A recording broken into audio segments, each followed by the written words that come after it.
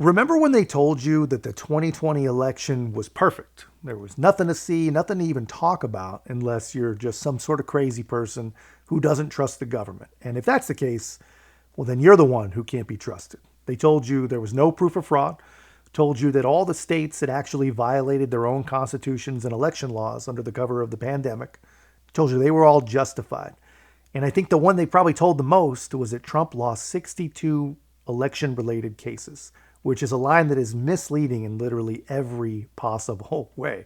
But anyway, they told you that the election was perfect and the phone call between Donald Trump and Georgia officials was not perfect, that it was criminal. And it turns out that the charges related to that phone call have actually been dropped because the prosecution didn't allege an actual crime. Well, now we're finding in another court hearing that there was, in fact, very, very good reason for Donald Trump to be making that call in the first place. And I have some testimony that you got to see. It's going to prove it all. It's going to prove at least the appearance of fraud in the 2020 election in Fulton County, Georgia. It's a long one, but it's super, super important. But the things that led me initially to have concern about everything was much, much earlier in 2020. And I can't remember exactly when I began. I was started looking at our voter rolls. And, I did, some fairly simplistic research on the population of Fulton County, Georgia. And what I found out, and of course started pressing that with the elections department, through subsequent monthly meetings, et cetera, was that the numbers that I was able to ascertain, we had more voters on the active voter rolls than we did of the population of the entirety of Fulton County, and then extrapolating for those of voting age. So that became a major concern of mine, and frankly, lasted throughout and continued even after the 2020 election. So that was a big issue, and of course, inside that 2020 timeframe, really there was nothing done to. Wasn't time, and I understand all of that, but there was nothing done to answer my questions on that.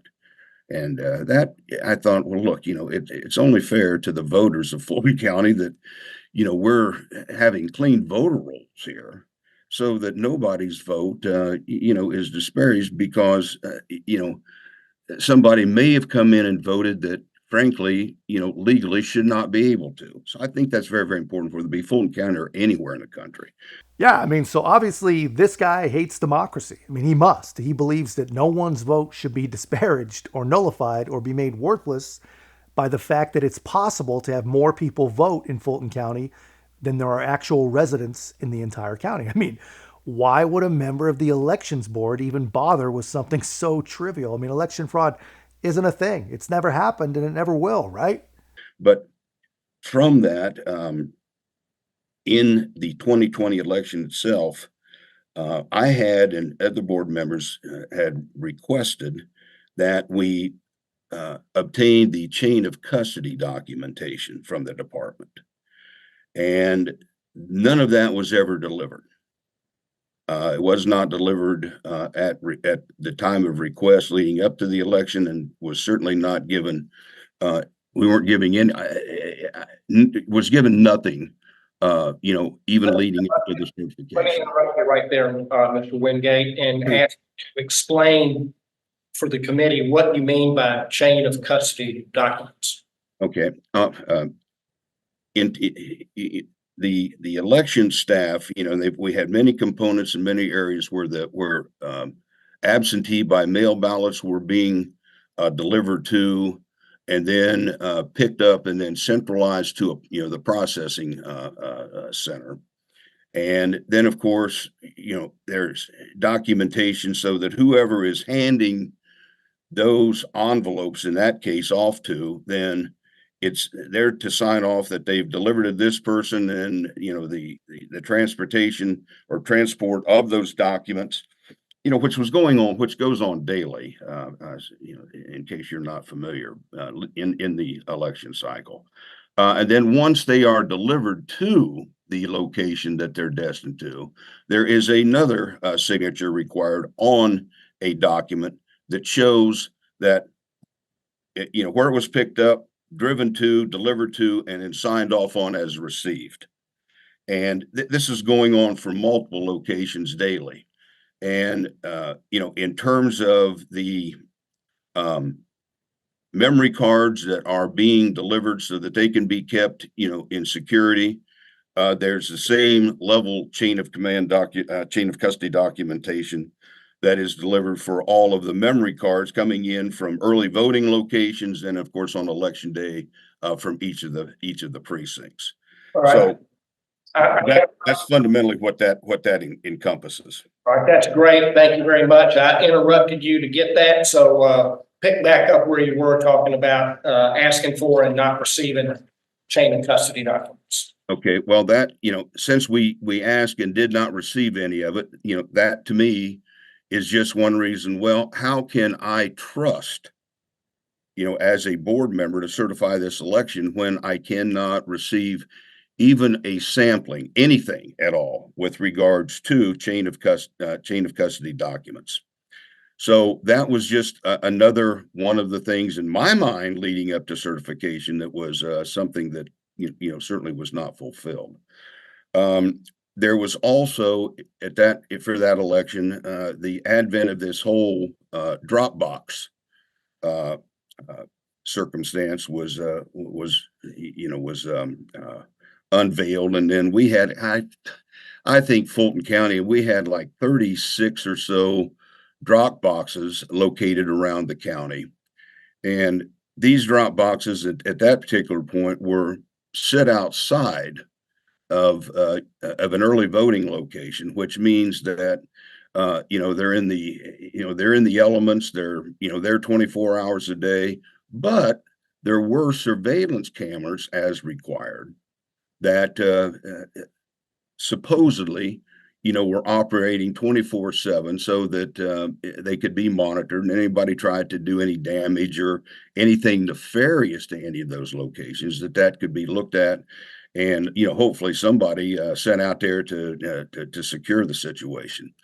But we'd ask for not every surveillance tape, but ask for to see surveillance tapes on basically, whatever, just give us some samplings of that so we can take a look at it, because I knew that this was going to be an important issue because of all the hullabaloo that any of us that were alive in those days, was witnessing as being an issue.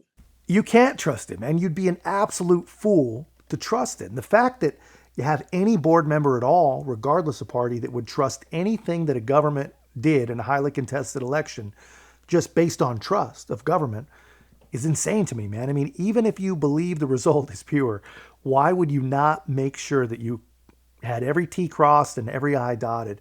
Because you know that there's going to be questions, like real questions. So, but they didn't do that. I mean, here's what we have so far. We've got more people registered than even live in the county.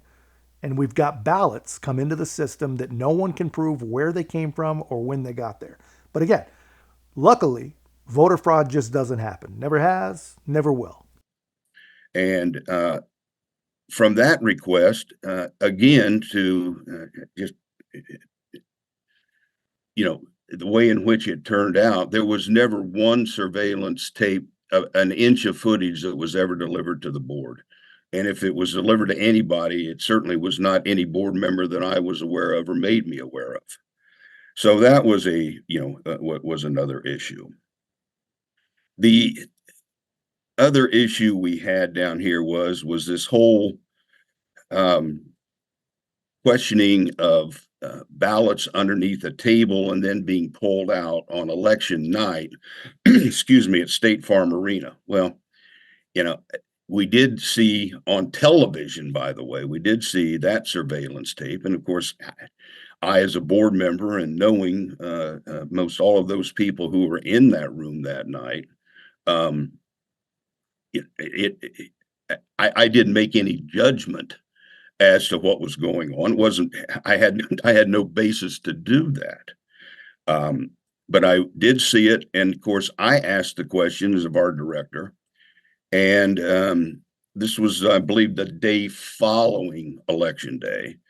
And, his response was, well, he just hasn't had time to look into this, but he will and get back to us.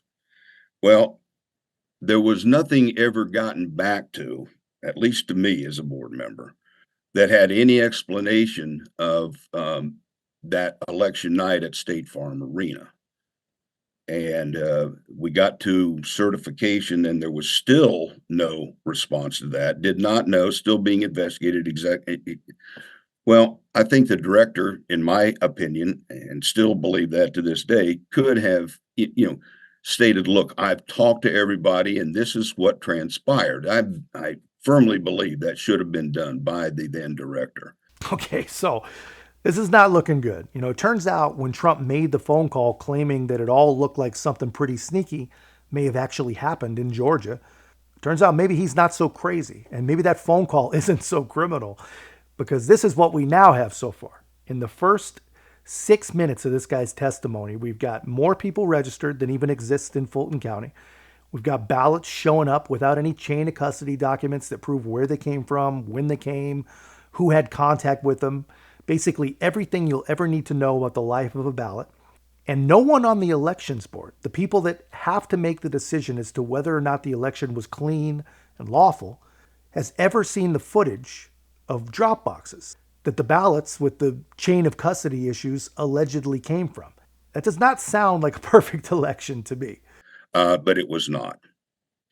And the last thing was, well, not the last thing, but the big, what I call the 4 or 5 things that prevented me from certifying was we had such a huge number of absentee by mail ballots.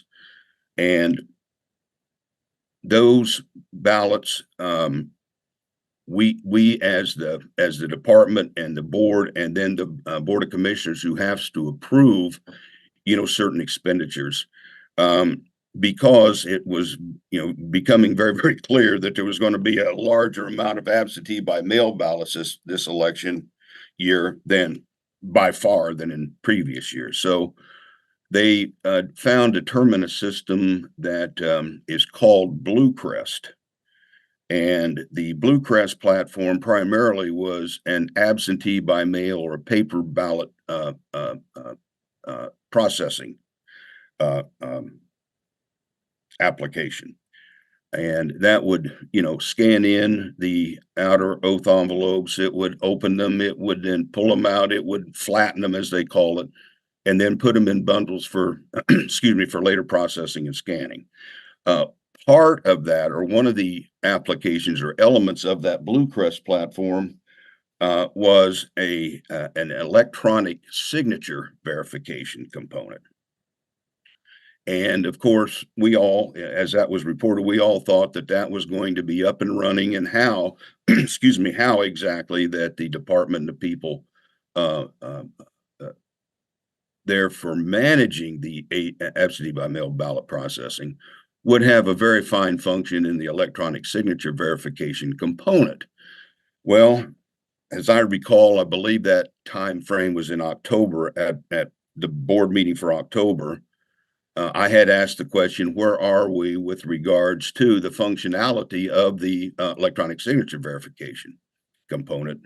And I was told that the technicians from Bluecrest were in our building that day, and that they were working to functionalize the electronic signature verification component. When you say functionality and functionalize, what's the plain English meaning of that?